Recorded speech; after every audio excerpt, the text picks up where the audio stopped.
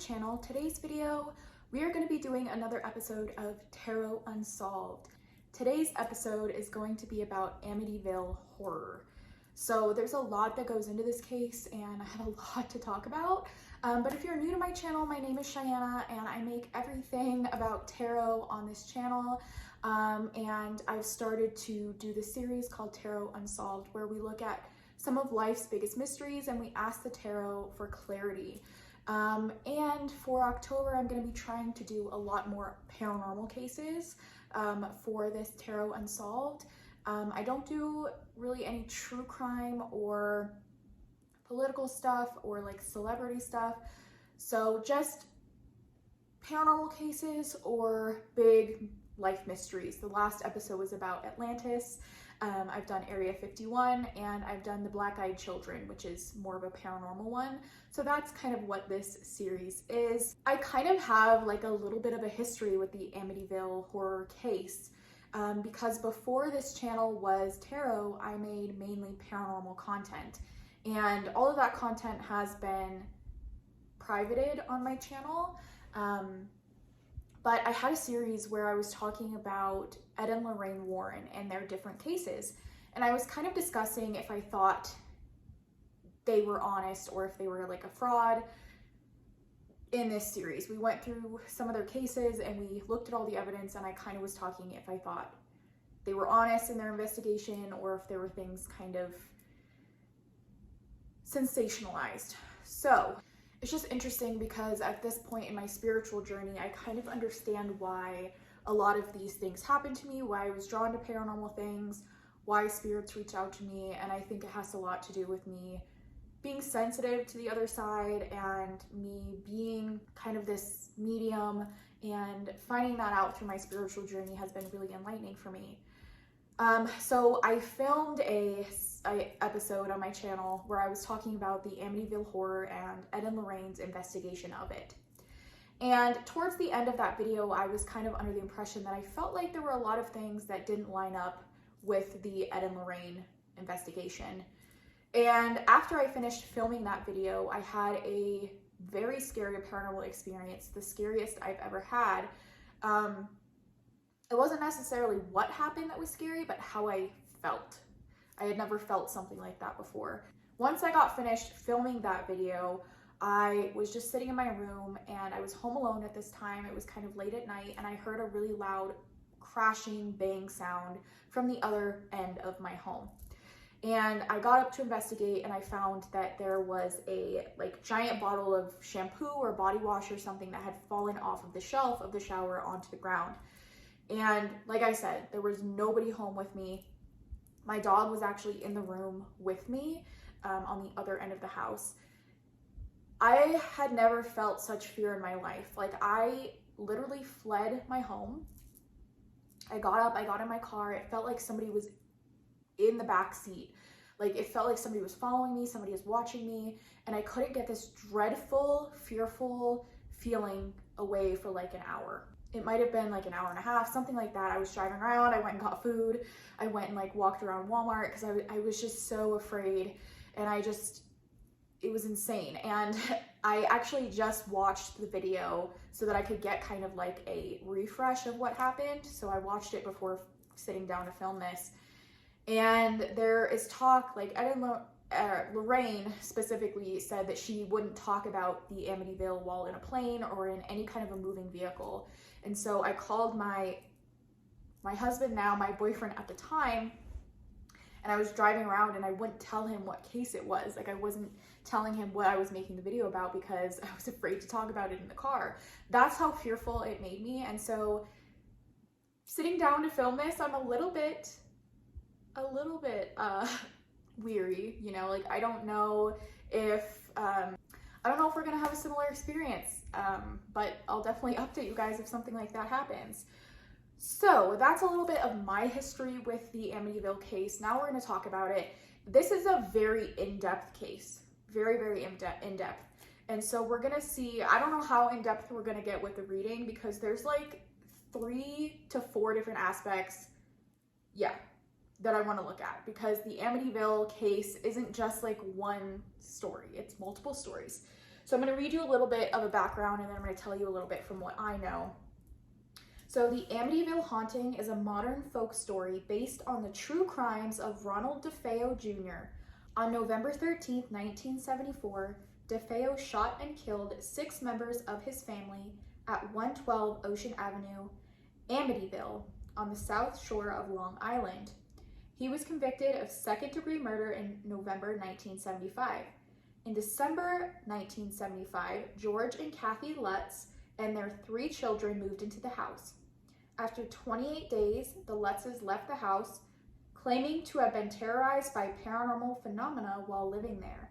These events served as a historical basis for Jay Anson's 1977 novel, The Amityville Horror, which was followed by a number of sequels and was adapted into a film of the same name in 1979.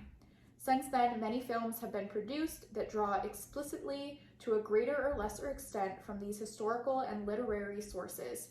As Amityville is a real town and the stories of DeFeo and Lutzes are historical, there can be no proprietary relationship to the underlying story elements associated with the Amityville haunting. As a result of this, there has been no restriction on the exploitation of the story by film producers, which is the reason that most of these films share no continuity, were produced by different companies and tell widely varying stories. Okay, so as you can see, there's 2 different kind of main stories there. So in 1974, Ronald DeFeo murdered his family, 6 members of his family. And DeFeo claims that voices were telling him to do this, that his family was out to get him, that he was told to kill his family by other forces, demonic forces. There's something telling him to do this. And then a year later, that's when the Lutz family moved in. They were only in the house for 28 days. They experienced crazy stuff, crazy hauntings, just a bunch of stuff in the house. And then during that time, the Warrens investigated. So if you don't know who Ed and Lorraine Warren are, they're very famous in the paranormal kind of community. They both passed at this point, but Ed was a famous religious demonologist and Lorraine was a psychic medium. And they would go and investigate these famous hauntings. And this is, one of the most famous hauntings that there ever was, right? So we have 3 kind of elements here. We have Ronald DeFeo and his crime. We have the Lutz family and their story, and then we have Ed and Lorraine Warren and their investigation. If you want to know more, there's documentaries, there's all these movies. I would recommend watching documentaries because as I was reading, there's so many Amityville horror movies and none of them have kind of the same story. They're all just all over the place. So I would look up Ed and Lorraine's investigation. I was trying to find articles like that I researched back in the day and I couldn't find any, but there's a really interesting, if you can find it, there's a really interesting interview with Lorraine where she's talking about their investigation of the Amityville house and how she saw a saint and how they had something like follow them home and how that investigation just really affected them. If I can find it, I'll try to link it down below, but this is just like a little bit of a background of the history of Amityville. If you want, again, there's so much research and so much information that you can get that it would take too long to get into today. So the 5 questions that I'm going to be asking the tarot. Number 1, was Ronald DeFeo influenced by spirits? Number 2, are the Lutz family accounts real? 3, how much of the story was sensationalized? Like how much of it is untrue?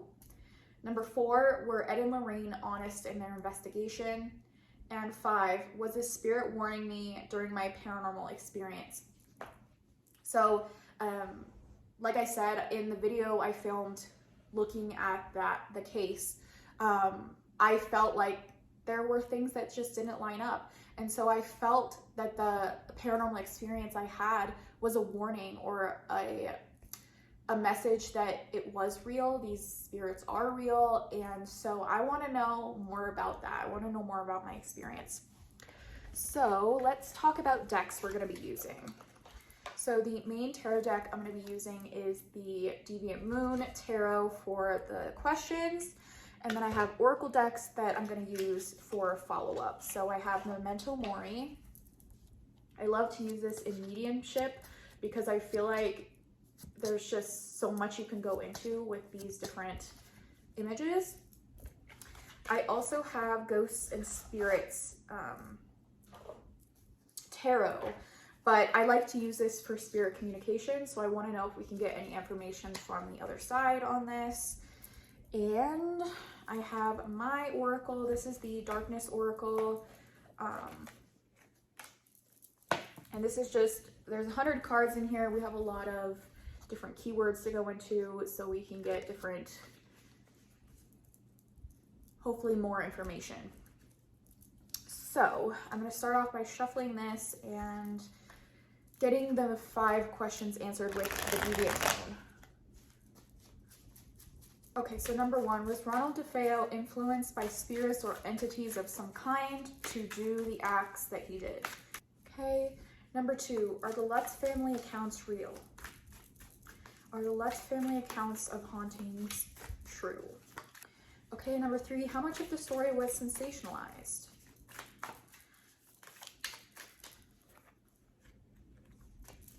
How much of the story was sensationalized? Okay, and number 4, were Ed and Lorraine honest in their investigation? Were Ed and Lorraine honest in their investigation?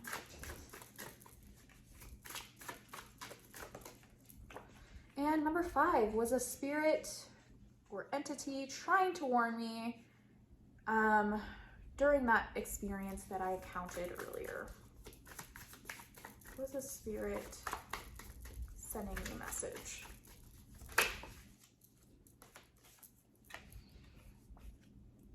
Okay, so I got those 5 cards laid out, so we're just gonna get into it. Number 1, was Ronald DeFeo influenced by spirits? And we have the Empress.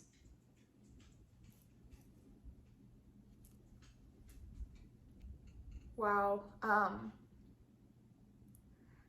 Yes, this gives me a yes because we have this like tail, and it looks like it's her tail, but it's like controlling her hand, or it's wrapped around her hand here.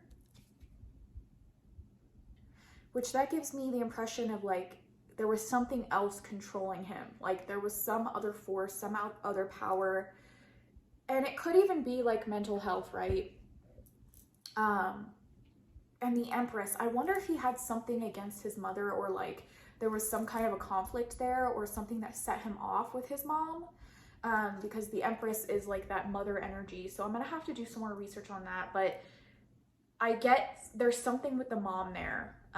I don't know if she was like the first one he killed or what's going on with that, but the Empress is definitely, that's a message, but I do think that he was influenced by something else. There was something else, again, controlling him. It just seems like a separate entity than her, right? We have this green, like, I don't know if it's a vine, it could be even like a vine or something, but it's separate from her. So there's something separate from him that was influencing him. So yes, 100%, I think he was influenced by something else. Can I tell if this was a spirit or something to do with, I'm getting more of like a mental health issue, or maybe he was more easily influenced because of his mental issues or something going on with his mental health. Something with the mom. So I'll have to look that up. I wonder, I'm gonna see if I have my iPad right here. I'm gonna see if I can look anything up with that. I didn't realize it, but he actually just passed away back in 2021. That's interesting. Okay, so really interesting. There's, so his mother was one of the ones he killed. His father, mother, and siblings. So from what I'm reading right here, his mother was alive at the time that she was shot. And there's also like stories where he told like lies where he said that his mother was the one doing the killing and that he kind of like killed her. So definitely, I think that's why the mother thing is coming in, like he was trying to blame it on her, and maybe like he genuinely thought that was going on, or he genuinely believed it. Maybe it's possible that that's really what was going on. It was his mother, but I that's very unlikely, but yeah, so really interesting answer. So number 2, are the Lutz family accounts real? So we have the 8 of Swords.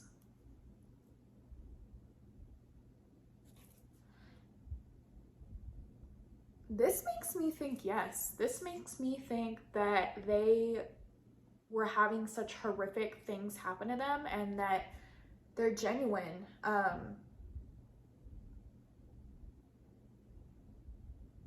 Like we have this kind of moon energy being like it.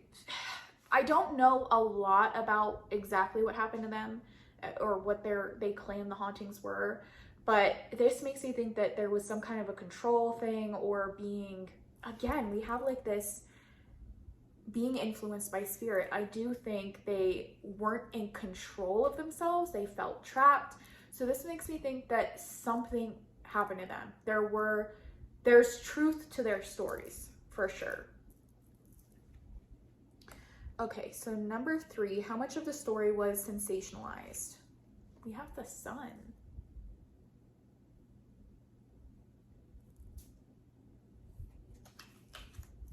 This, right off the bat, makes me think that a lot of the stories were rooted in truth, were authentic.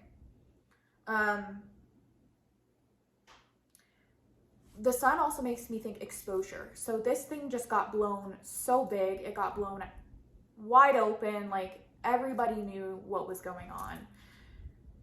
And so I think that caused a lot of speculation, and there was a lot of misconceptions and story changes, you know, like journalists or influencers or people that were trying to write stories about this might have twisted things to make them more crazy, but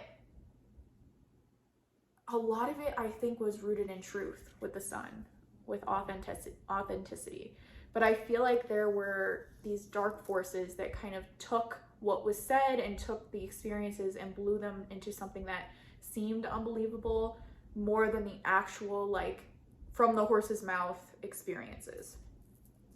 Really interesting. Okay, number 4, were Ed and Lorraine honest in their investigation? The Devil.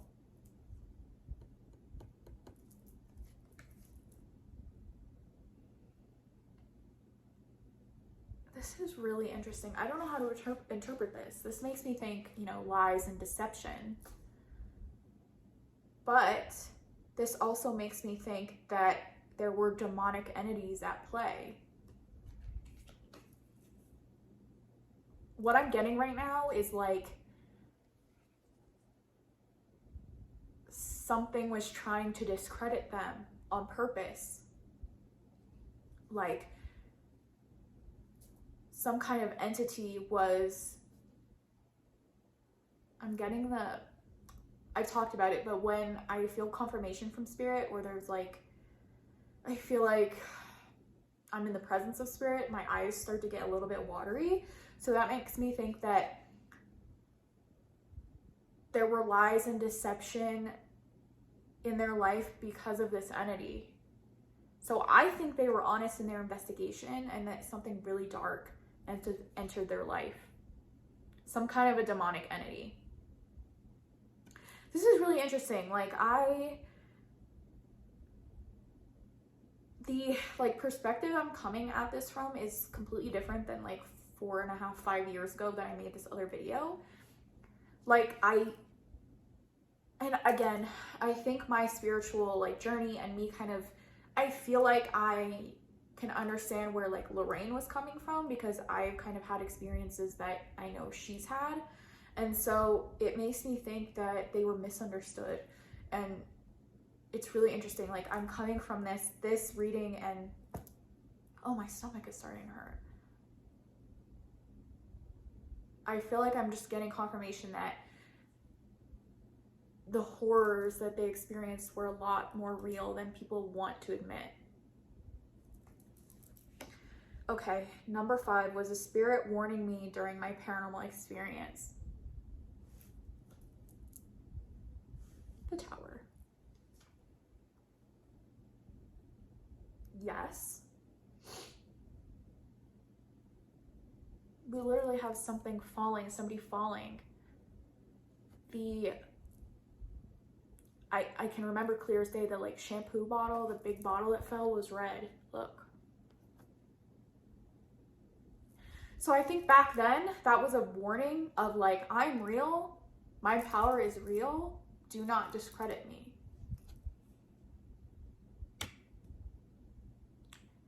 Yes, it was a warning, 1000%. Okay, so now that I feel like, I feel like this comes from a lot more truth than I originally was thinking. Like, it's been said that, or proven that a lot of this was a hoax, but there are family members to this day who stand by the fact that this was real. And I think there was a lot of authentic stuff that happened that got blown out of proportion. And there's dark stuff that went on here.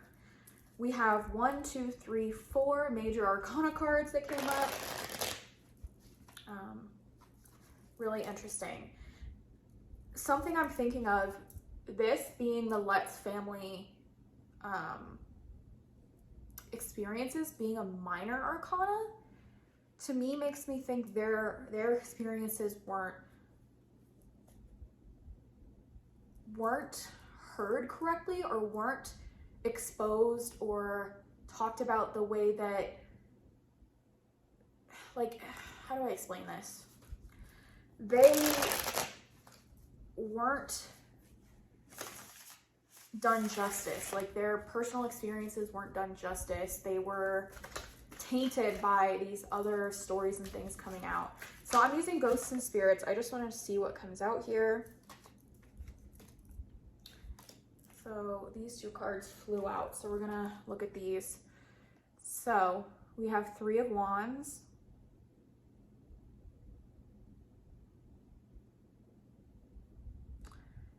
and this is like the extra card that came in the deck, which it's funny because when I opened the deck for the first time, I didn't notice this card.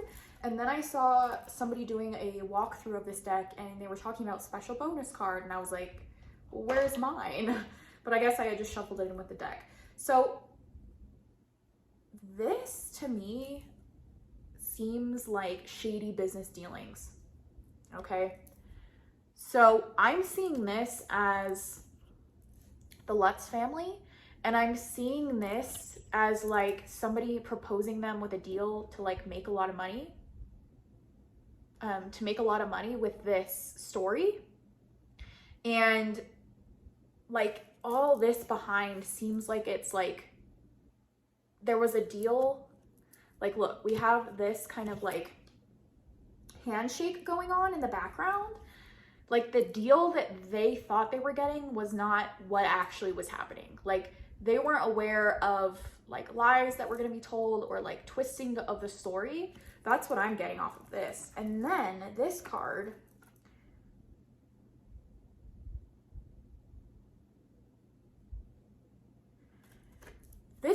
gives me the energy of Ronald DeFeo. Like, there's a lot going on here in the mental space, I feel like, and underneath there's just a lot that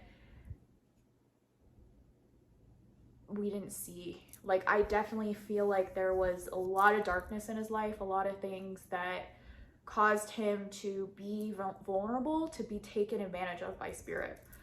Like, there's just a lot of sadness, a lot of sorrow, and just a lot going on in that image. Okay, so I'm gonna pull from Memento Mori now to see what else we can get. All right, we have 3 cards here. We have Candle, We have stars and we have cemetery.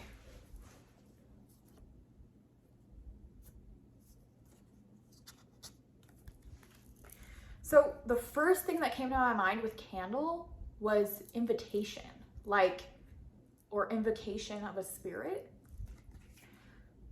So either, and right off the bat, I got the Lutz family. It could be DeFeo, because I did hear he was into occult practices. So maybe he called upon these spirits. But this, right off the bat, I got Lutz family. So maybe they had heard about what happened in the house and they wanted something to happen, or they were like open to it. Something makes me think they like spoke to the spirits or tried to make contact with them or invited them in some way. Stars.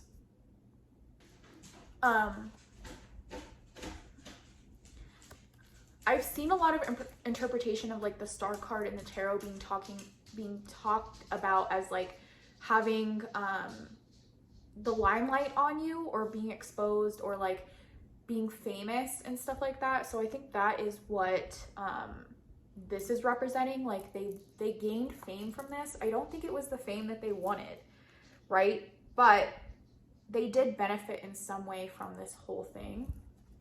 Cemetery, to me, again, this makes me think that the fame that they gained and like what they got was, it was like good for them in some ways, but a lot of it just wasn't publicity that they ended up wanting in the long run. This also makes me think there's a lot going on in that house. I think it's very haunted. Just the fact that a whole family was killed in that home, I think, is causing unrest. So the cemetery card makes me think there's a lot of death there, that it is like this resting place for a lot of spirits where they wander, where it just makes me think it's haunted, that there's a lot of unrest there, that there's definitely paranormal experience in that home. That's what I'm getting off that one. All right, so I'm gonna end it off by looking at what the Darkness Oracle has to say. This is the deck I created. Okay, so we got Defend, we got Ritual, and we got Shame. So shame, I think this is talking about a few things. Right off the bat, I got Ronald DeFeo felt a lot of shame and a lot of regret for what he did. He sat in prison for years and years and years. Like, he just recently died last year. So I think he had plenty of time to think about it, and he definitely felt shame and regret for what he did. The second thing I could look at this is the Lutz family. I think they feel shameful about how the whole thing kind of went down. Ritual. What was I talking about earlier with the spirit being called in with the candle?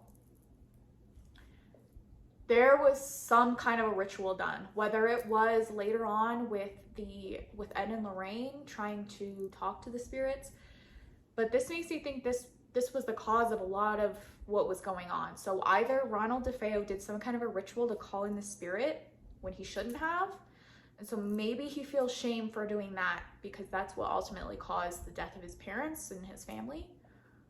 Or it was the Lutz family. I'm not sure, but there was some kind of a ritual done to call in these entities.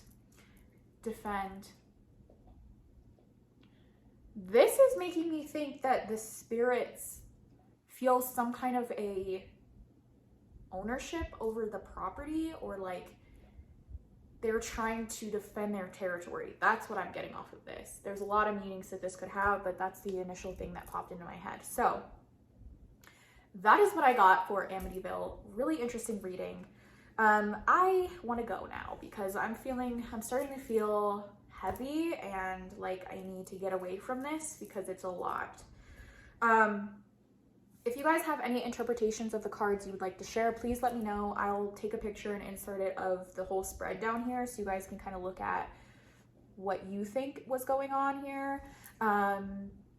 If you have anything that you would like me to talk about in October, paranormal cases, spooky stuff for Tarot Unsolved, please let me know what your requests or suggestions are. Let me know what you thought about this. Are you enjoying this series so far? What do you think? I want to know your opinions about this case.